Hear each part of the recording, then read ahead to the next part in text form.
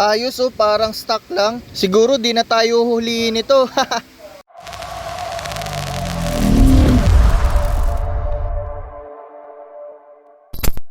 So magandang araw sa inyong lahat mga boss, no? For today's video is tatalakayin natin yung about sa muffler. So alam naman natin mga boss, no, na trending talaga ang issue niyan ngayon mga boss, no? Kahit sa sulok ng Pilipinas, issue talaga yan mga boss. O yun, takot tayong mahuli kaya today, magpapalit tayo ng tambucho. So nakikita nyo mga boss, no, tinanggal na natin yung ating Excel pipe. Binenta na natin kasi takot tayong mahuli. So meron tayong nabiling bagong tambucho, no mga boss, no. Ito kunin ko lang. Ito mga boss, ipapakita ko sa inyo para talaga siyang stock. Ito naman yung stock niya. Halos magkahawig lang talaga sila. Yung pinagkaiba lang nila is yung haba. Kasi mas mahaba tong parang OEM, no, kesa sa stock.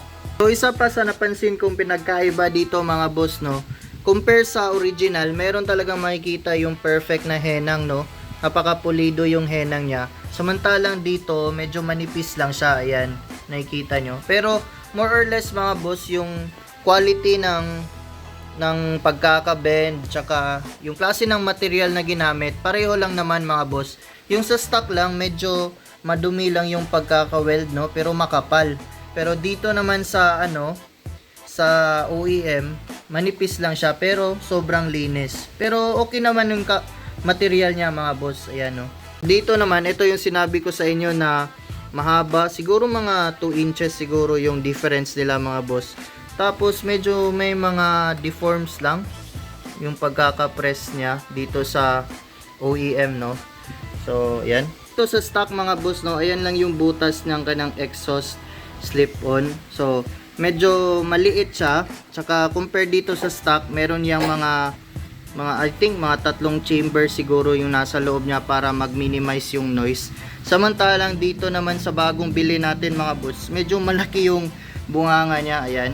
So nakikita nyo, straight na talaga yung kanyang yung kanyang daanan ng sound. So naka-screen lang siya.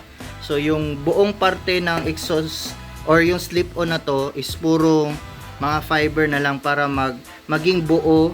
At yung hindi na yung parang yung parang sharp talaga na tunog. So medyo expect natin mga boss, no, na magiging buo tunog nito. So yun mga boss, pinakita ko na sa inyo yung pinagkaiba nung nabili nating slip-on, muffler, tsaka yung sa stock. So more or less nakikita nyo mga boss, no, halos same lang talaga sila, pero may mga minimal lang talagang pinagkaiba. Yun mga boss, ikabit na natin. Di na ako makapaghintay kung anong tunog nito. Tara!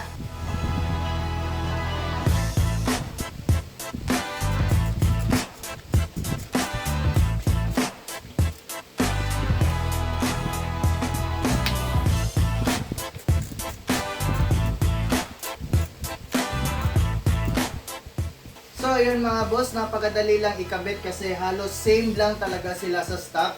So yun nga, yung pinagkaiba lang nila is yung haba lang talaga mga boss. So medyo may adjustments lang tayong ginawa konti kasi yung existing gasket, exhaust gasket natin dito, medyo malaki lang siya doon sa sa elbow ng bagong bili nating slip-on. Pero okay naman, manageable lang yung adjustments natin. Yung pinakahihintay nating lahat, yung sound test. So pakinggan na natin siya mga boss. This video is brought to you by Okay, moment of truth mga boss. Start na natin. Yan.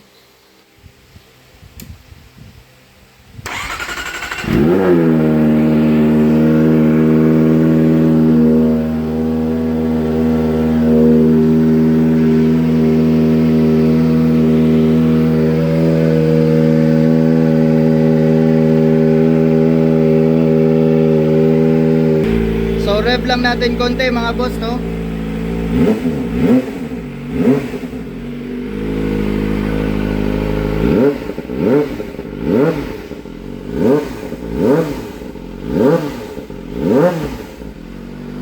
So ano sa tingin nyo mga boss, okay ba? So yun mga boss, no, so kinabit na din natin yung kanyang muffler cover, no, para makita nyo talaga na same talaga siya sa stock. So no need adjustments na para dito sa dalawang bolts mga boss. Plug and play na talaga siya. So literal na kahit na ikaw lang yung magkabit nito, napakadali lang mga boss.